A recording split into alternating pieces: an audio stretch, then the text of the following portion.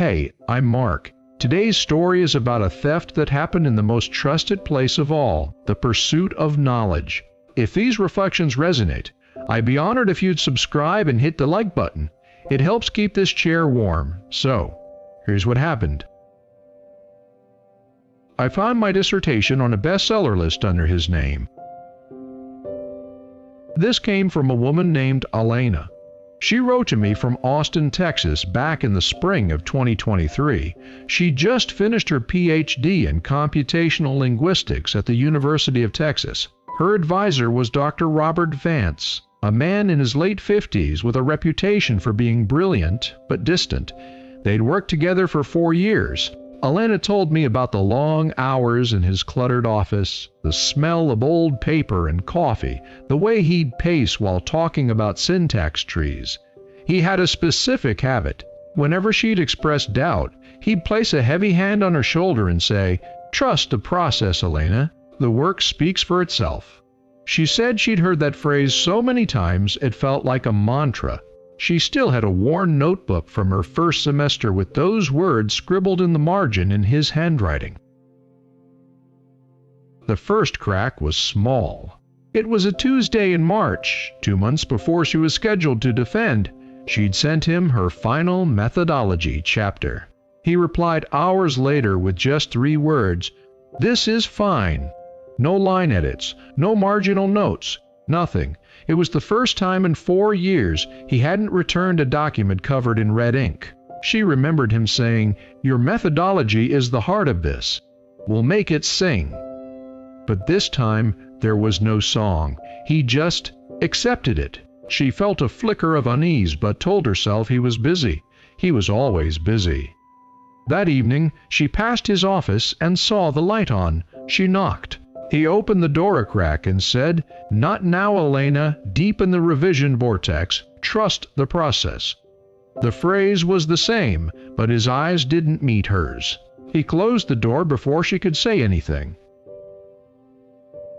The discovery happened at 11 p.m. on a Sunday in early April. Elena was doing a final literature review before formatting the whole document. She wanted to check a citation from a 2021 conference she'd presented at. She typed the exact title of her own presentation into Google Scholar, and there it was. A book published 2 weeks prior. Title: Syntactic Landscapes: A New Framework. Author: Dr. Robert Vance. She clicked. The introduction. Her introduction. The exact sequence of her arguments, her examples, her unique phrasing. Her entire dissertation reworked into a monograph with his name on the cover. She sat there for a full minute, just staring at the screen. Then she scrolled to the acknowledgments. He thanked his wife, his postdoc, his department. He did not thank her, not even a footnote. She printed the Amazon page. The paper felt hot in her hands. And that's when she realized that conversation from 3 months ago wasn't about her methodology at all. He'd been asking for her entire argument structure, her data sets, her conclusions, under the guise of preparing her for the defense. He'd been collecting the final product piece by piece. I read her email to him from that day. She'd written, "Attached is the full chapter with the new framework diagram you suggested." He'd replied, "Perfect. This ties everything together. We're almost there." We were almost there. For him, she didn't scream. She didn't cry. She took 3 deep breaths. Then she gathered the printed pages, her own dissertation draft on her laptop, and the notebook with his handwriting. She walked out of her apartment, got in her car, and drove to campus.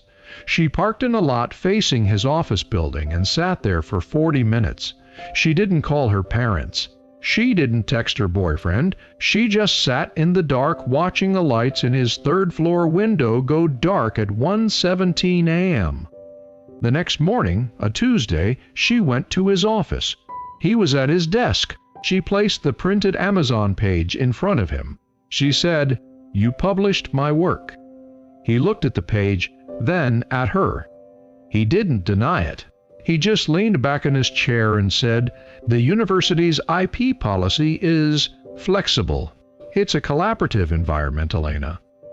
She saw the worn notebook on her own chair where she'd set it down the week before. She picked it up. On the open page in his clear script it said, "Trust the process." She closed it, tucked it under her arm, turned and walked out. She didn't defend. She withdrew from the program 2 days later. I've been thinking about this one for a long time. The way he used that phrase, it wasn't a comfort. It was a cage. It was the lock on the door he closed in her face. That's the part that stayed with me. The language of mentorship turned into the language of theft. Have you ever seen a principle you were taught to value something like integrity or trust weaponized against you? What did it feel like in that moment of recognition? Leave a comment below. Thank you for listening, and if this story moved you, please consider subscribing. I share these because they matter. I'm Mark. Talk to you soon.